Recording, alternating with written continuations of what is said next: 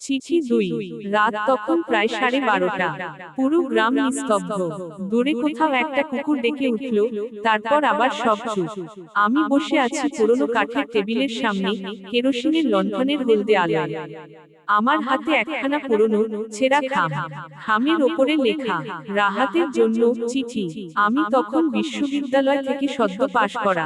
চাকরির খোঁজে গ্রামের পুরনো বাড়িতে ফিরে এসেছি। আমাদের বাড়িটা প্রায় 100 বছরের পুরনো, পিতামহের আমলের। নিচতলার কাঠের ঘরগুলো সব বন্ধ থাকে, কারণ মা সবসময় বলেন, ও ঘরগুলোতে অশরীরীরা ঘোরে। আমি এসব গল্পে বিশ্বাস করতাম না, তাই ওই ঘরেই আমার ঘুমানোর সিদ্ধান্ত নিলাম। প্রথম দিন কিছু হয়নি, কিন্তু দ্বিতীয় দিন রাতে ঘরের কোণ থেকে এক অদ্ভুত শব্দ পেলাম, যেন কেউ খুব আস্তে কাগজ ঘষে যাচ্ছে। আমি টর্চ নিয়ে এগিয়ে গেলাম। দেখি, মেঝের ফাঁক বলে একটা পুরনো খাম বেরিয়ে আছে। তুলে দেখি, চিঠি লেখা। চিঠিটা খুলে পড়লাম। তাতে লেখা ছিল, এর থেকে বড়, যে এই চিঠি পড়বে, সে আমার অসমাপ্ত কথা শুনবে। আমি মরিনি, আমাকে কেউ মেরেছিল। আমার নাম রুবিনা। আমাকে হত্যা করা হয়েছিল এই বাড়িতেই, আজ থেকে ঠিক 25 বছর আগে। আমার বুকের ভেতর কেমন ঠান্ডা হয়ে গেল, কিন্তু কৌতূহলও বাড়ল। রুবিনা, আমাদের পরিবারের কেউ তো না। আমি চিঠিটা রেখে ঘুমানোর চেষ্টা করলাম, কিন্তু ঘুম এল না। মনে হচ্ছিল, ঘরের কোনায় কেউ দাঁড়িয়ে তাকিয়ে আছে।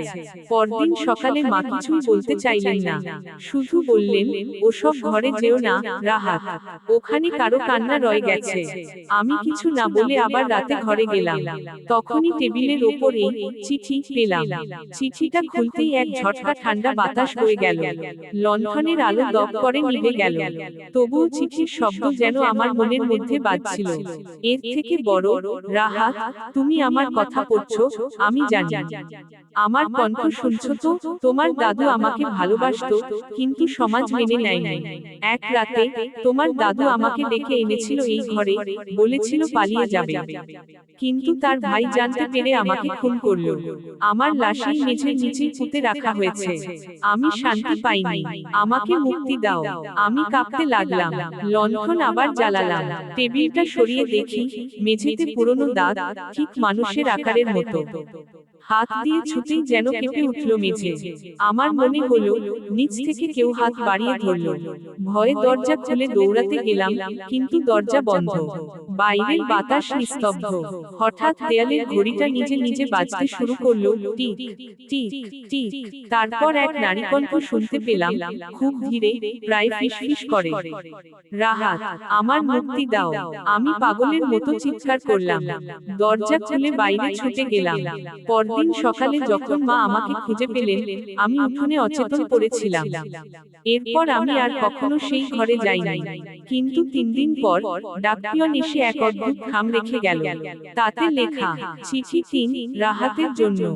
আমি কাঁপতে কাঁপতে খামটা খুলি।